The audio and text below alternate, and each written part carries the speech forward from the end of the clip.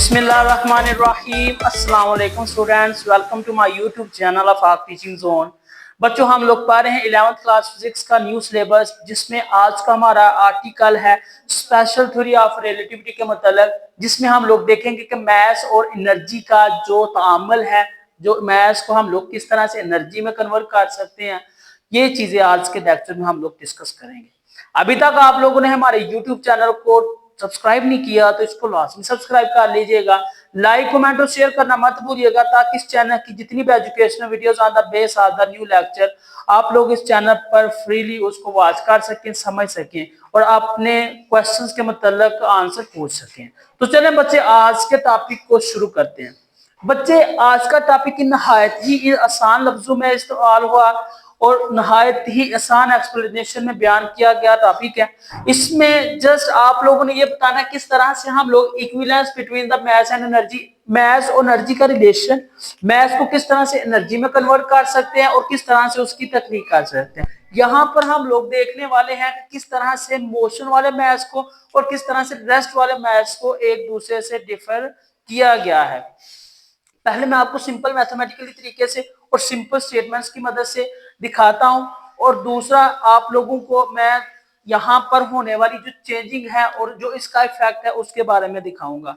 साथ ही साथ हम लोग यहाँ पर जो चीजें हैं, ये वाली डेल्टा एम, डेल्टा ई, सी स्क्वायर, इनके दरमियान में जो हमारे पास रिलेटिविटी है वो किस तरह से आई। बच्चों, हम लोग चैप्टर के स्टार्ट से ही पढ़ते आ रहे हैं कि जो आप लोगों की रिलेटिविटी की मोशन है, इसमें सारी की सारी चीजें एक जैसी नहीं है। हम लोगों ने अभी तक ये चीज पढ़ी हुई है कि टाइम डायलेशन, मतलब टाइम एक दूसरे के लिहाज से डिफरेंट ही है, मुख्तलिफ है, वहां पर जो फिनोमिना वो भी डिफरेंट है। इसके अलावा हम लोगों ने सिमुल्टेनिटी की इक्वेशन को देखा था, वहां पर जो ट्रेन के कंटेनर में सोर्स ऑफ लाइट था, जो लाइट का सोर्स था, उसकी जो बैक वाल और फ्रंट वाल पर पहुंचने वाली रेज ऑफ लाइट थी, उनकी टाइमिंग को भी हम लोगों ने जज किया था। उस हिसाब से हमें पता चला था कि दोनों ऑब्जर्वर की जो मुशाहदे की हुई वैल्यू है वो सेम है, मतलब दुरुस्त है। एक ने जिस रेस्ट की हालत में की और एक ने मोशन की हालत में की। बिल्कुल यहाँ पर भी वैसा ही है कि रेस्ट मैच और मोशन वाले मैच में डिफर करते हुए हम लोग अपनी कौन सी चीजों को यहाँ पर सही रखेंगे। उसके अलावा आइंस्टाइन की जो स्पेशल थ्योरी ऑफ रिलेटिविटी है, वहां पर इसका रिजल्ट क्या बनेगा वो हम लोग अपने लास्ट वाले में देखेंगे। वीडियो को बच्चों स्किप ना कीजिएगा, ये बहुत ही इंफॉर्मेटिव वीडियोस आप लोगों की बनने वाली है। सबसे पहले है आप लोगों का special theory of relativity. Special theory of relativity में है, according to special theory of relativity, mass and energy are distinct entities but are interconvertible। ये दोनों मुख्तलिफ क्वांटिटीज हैं, एंटिटीज हैं। ठीक है बच्चों, जब हम लोग लॉ ऑफ कंजर्वेशन यानी एनर्जी के लॉज को डिस्कस कर रहे थे, तो दो तरह के हमारे पास लॉज थे। एक था हमारे पास law of conservation of energy, energy के लिहाज से लॉ था कि ना तो एनर्जी को खत्म किया जा सकता है, ना ही यहाँ पर उसको मतलब एक शक्ल से दूसरी शक्ल में इसको तब्दील किया जा सकता है। इसी तरह से law of conservation of mess था, मैस को भी हम लोग नहीं, हर वो चीज जो जगह घेरती है और मैस रखती है मादा कहलाती है, मादी चीजों से ही ये दुनिया भरी भरी है। तो लिहाजा हम लोग यहाँ पर मैस की क्वांटिटी को कम नहीं कर सकते। जहाँ पर छोटे से छोटा तिनका, छोटे से छोटा पत्थर, छोटे से छोटी सुई भी यहाँ पर बच्चों मैस रखती है। तो इसलिए हम लोग मैस और law of conservation of energy के जो कानून है इनको जुटला नहीं सकते। ठीक है, फार्मूला आप लोगों को पता, आइंस्टाइन की जो फेमस, देखें बच्चे 1905 ईस्वी में आइंस्टाइन के 5 पेपर डेवलप हुए थे, जिनमें से एक पेपर ये था कि जो आपके पास मैस और स्पीड ऑफ लाइट है, ये दोनों क्या है, एक दूसरे से इंटरप्रेटेड है, मतलब मिलती जुलती वैल्यूज हैं, मतलब ये एनर्जी के लॉ को फॉलो करती है। E is equal to m c के, और ये यूनिवर्सल इक्वेशन बन गई। ठीक है बच्चों, और हम लोगों ने इसे प्रीवियस वाले लेक्चर में ये चीज भी देखी हुई है कि जो जमीनी अशिया की जो स्पीड है ना, वो स्पीड ऑफ लाइट से कई गुना कम होती है।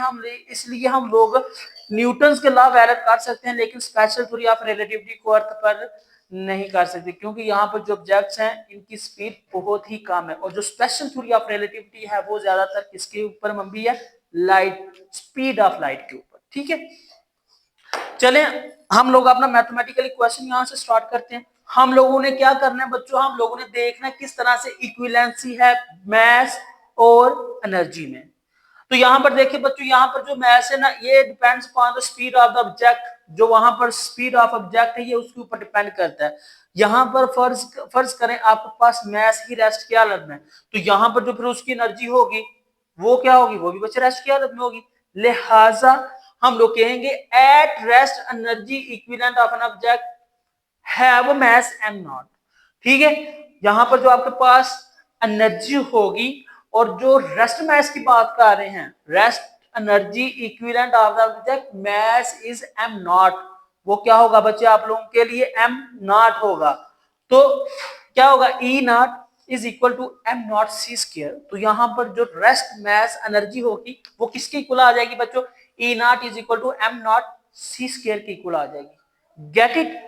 यहां पर जो आपके पास एनर्जी थी वो मोशन की हालत में थी।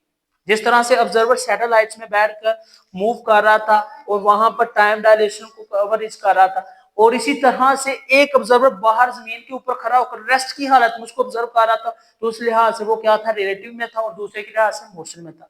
यहां पर एक चीज मोशन के हिसाब से डिस्कस की गई है, जबकि दूसरी चीज किसके हिसाब से डिस्कस की है, रेस्ट के हिसाब से, इसलिए इसको रेस्ट मैस एनर्जी भी कहा जाता है। तीसरे स्टेप में आप लोगों ने बच्चों इनको कंपेयर कर देना। इक्वेशन 1 क्या थी ये, और इक्वेशन 2 याद रखनी है कि जो आपके पास पहले वाली मोशन वाली हालत है ना, ये बड़ी होती है। ठीक है, जो आपके पास मोशन मैस एनर्जी है ना m c स्क्वायर, ये ग्रेटर देन है m नॉट c स्क्वायर, क्योंकि वो रेस्ट की हालत में है। अंडरस्टूड है। चलें इसको कंपेयर करते हैं। E minus e naught is equal to m c square minus m naught c square के। ठीक है, यहां से देखें बच्चों कौन सी क्वांटिटी आपकी कॉमन आ जाएगी, सी स्क्वायर बच्चे आपके पास कॉमन आ जाएगी। तो यहां पर देखें इसको कॉमन ले लें, क्या आ गया, m माइनस एम नॉट, क्योंकि ये आपके पास बच्चे मोशन मैस है और ये आपके पास रेस्ट मैस है। ठीक है, ये मोशन मैस है और बच्चों ये आपके पास क्या है, रेस्ट मैस है। तो फिर क्या होगा, सी स्क्वायर को कॉमन ले लेंगे। अब जो आपके पास चेंज इन एनर्जी होता है वो काइनेटिक एनर्जी के भी इक्वल होता है। काइनेटिक एनर्जी ऑफ मैस, मतलब एनर्जी के चेंज से मैस में भी चेंजिंग आएगी। ऐसे ही है ना, छोटे मैस के लिए थोड़ी एनर्जी, बड़े मैस के लिए ज्यादा एनर्जी। छोटे मैस को रेजिस्ट करने के लिए थोड़ी एनर्जी, बड़े मैस को रेजिस्ट करने के लिए ज्यादा एनर्जी। तो यानी चेंज इन एनर्जी किसके इक्वल है बच्चों, चेंज इन मैस के। ठीक हो गया। तो क्या आ जाएगा, यहां पर देखिएगा डेल्टा ई किसके इक्वल आ जाएगा बच्चे, काइनेटिक एनर्जी, जो वहां पर पोजीशन के हिसाब से, मोशन के हिसाब से चेंजिंग आ रही है, तो वो बच्चे आ जाएगा आपके पास डेल्टा एम सी स्क्वायर। क्या है, वो आपके पास आ जाएगा डेल्टा एम सी स्क्वायर। तो यहां पर देखें जो हम लोगों ने निकालना क्या है, मैस और एनर्जी की इक्विवेलेंसी को चेक करना है। ये देखें बच्चों ये इक्विवेलेंस में आ गए हैं। यहाँ पर हम लोग इफेक्टिव मैस को मालूम करेंगे, तो बच्चों वो हमारे पास आ जाएगा delta e divided by c square. Okay हो गया बच्चों। तो because c square is very large quantity, this implies that small change in the mass requires very large change in the energy. Mass की थोड़ी सी एनर्जी को change करने के लिए हमारे पास जो एनर्जी की वैल्यू होनी चाहिए वो बहुत ज्यादा होनी चाहिए। लिहाजा ये दोनों आपस में एक इनवर्स रिलेशन बना रहे हैं। तीसरे नंबर पर क्या है, डेली लाइफ प्रैक्टिस में हम लोग चेंजेस को पढ़ते रहते हैं। थोड़ी एनर्जी के लिए थोड़ा सा चेंज, बहुत ज्यादा एनर्जी के लिए ज्यादा चेंज। तो वो क्या होगा, small to provide the measurable mass change, energy and mass change in chemical reaction. जो वहां पर केमिकल रिएक्शन होगा उस दौरान उनकी चेंजिंग डन हो सकती है और एक इस हिसाब से भी डन हो सकती है। ठीक है, इंपॉर्टेंट चीज है आप लोगों की, वो क्या है, pre relativistic physics contain to conservation laws. जो मैंने अभी अभी आप लोगों को बताया कि सबसे पहले जो चीज थी वो क्या करती थी, दो लॉज को यहाँ पर डील करती थी। वो कौन से लॉ थे, एक था आपके पास law of conservation of energy, दूसरा था आपके पास law of conservation of mass. ये दोनों ऐसी क्वांटिटीज हैं कि जिनकी बेस के ऊपर दुनिया कायम है, इनकी मौजूदगी को कोई भी झुठला नहीं सकता। यहाँ तक कि छोटे से छोटा जो तिनका है ना उसका भी मैस है। ठीक है, तो हम लोग मैथ्स वाली टर्म को यहाँ पर खत्म नहीं कर सकते। ओके हो गया।